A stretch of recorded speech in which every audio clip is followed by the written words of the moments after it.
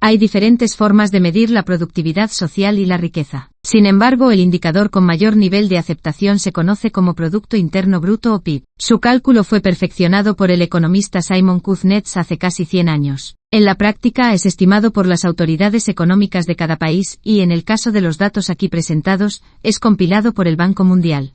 Fundamentalmente lo que mide es en una moneda, en este caso en dólares de Estados Unidos, cuánto vale la producción de bienes y servicios de un país durante un periodo de tiempo, generalmente un año. Sin embargo, cuando medimos la producción de un país, esto produce una cifra difícil de comparar con la de otro país. Por lo tanto, es preferible estimarla como PIB per cápita, dividiéndolo por la población, y eso nos da una mejor idea de la productividad de un país, permitiéndonos compararla con la de otros países. Cuando un indicador se mide en términos de una moneda, como es el caso del PIB, debemos entender que una cierta cantidad de dólares no compra lo mismo en todas partes del mundo. Es por eso por lo que necesitamos estimar la paridad del poder adquisitivo, una metodología utilizada por el Banco Mundial, que nos permite estandarizar lo que un dólar puede comprar en diferentes países con diferentes monedas. Con esto en mente, echemos un vistazo a la productividad de nuestros países seleccionados. Lo primero que hay que decir es que el promedio mundial es de $15.225, esto es lo que produce una persona, en promedio, en cualquier parte del mundo. Para tener una cifra más familiar, se trata de $1.269 al mes. Cuando medimos esta productividad en términos de paridad del poder adquisitivo, salta a $19.427. Esto quiere decir que mientras en el mundo para comprar una serie de bienes, se necesitan $15.225, en Estados Unidos se necesitarían $19.427, porque en promedio en el mundo, las cosas son más baratas que en Estados Unidos. O para decirlo de otra manera, para comprar lo que cuesta $19.427 en Estados Unidos, en el mundo solo se necesitaría una media de $15.225. Esta paridad de poder adquisitivo tiende a ser mayor en los países con menos prosperidad y menor en los más prósperos. No hay diferencia en el caso del país que posee la moneda de referencia. Suiza tiene la productividad per cápita más alta de nuestra selección de países. Sin embargo, hay países con mayor productividad, como Mónaco y Liechtenstein, donde el PIB se acerca a los $200.000 per cápita. Pensemos que los dos países más productivos del mundo en su orden son Estados Unidos y China. Entre los dos, son responsables de una cuarta parte de la producción mundial. Sin embargo, cuando vemos cómo le va a China en términos per cápita, la encontramos por debajo del promedio mundial en $10.500. Este resultado es esperable si tenemos en cuenta que se trata de un país con 1.400 millones de habitantes. Algo similar, pero no tan pronunciado, le sucede a Japón, como la tercera economía más grande del mundo, pero en términos per cápita, con sus 126 millones de habitantes, cae a una escala de productividad mucho menor y llega a solo $39.539, e incluso con paridad de poder adquisitivo, tampoco sube mucho. Dado que las cosas en Japón no son más baratas que en Estados Unidos, están casi al mismo nivel.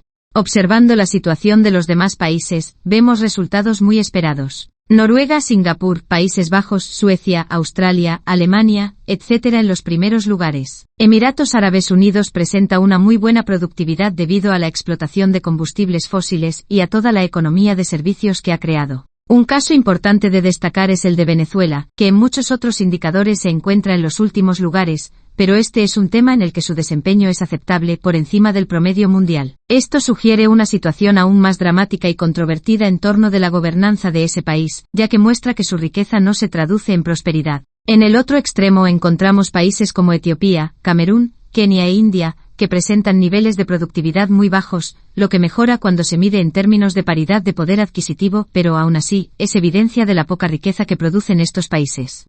A nivel regional, no es de extrañar que los países de la OCDE sean los más productivos. Por otro lado, los del África subsahariana son los menos ricos.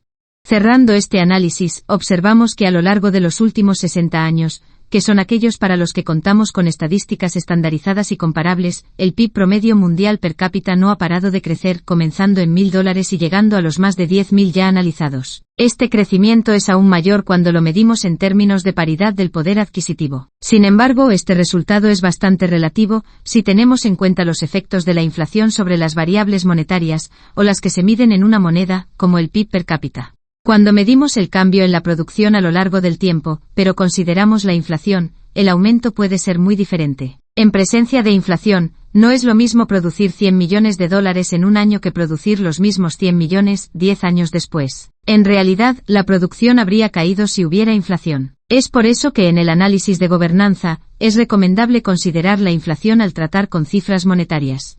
Con esta consideración en mente, volvamos a nuestras cifras del PIB per cápita, que se estiman en dólares, y veamos cómo afecta la inflación a este indicador y nuestra evaluación de la productividad a lo largo del tiempo. El gráfico muestra el PIB per cápita medido en dólares corrientes, tal como se presentó anteriormente. En 1960 la productividad per cápita era de $456, y al final de la serie era de 10.909, esto significa un aumento de 24 veces en la productividad, lo que parece sobresaliente. Sin embargo, hay una imprecisión importante si no consideramos la inflación. Cuando medimos la producción de todos los años con los precios de un mismo año, en este caso 2015, encontramos que todos esos bienes y servicios producidos en 1960 costarían $3.584, y los producidos en 2020 costarían $10.520. Esto significa que descontando el efecto de la inflación, la productividad no pasó de 456 en 1960 a 10.909 en 2020, es decir, 24 veces más, sino que pasó de 3.584 a 10.520, esto es solo 3 veces más. Como se puede ver, esta diferencia es significativa y afecta nuestro análisis de productividad.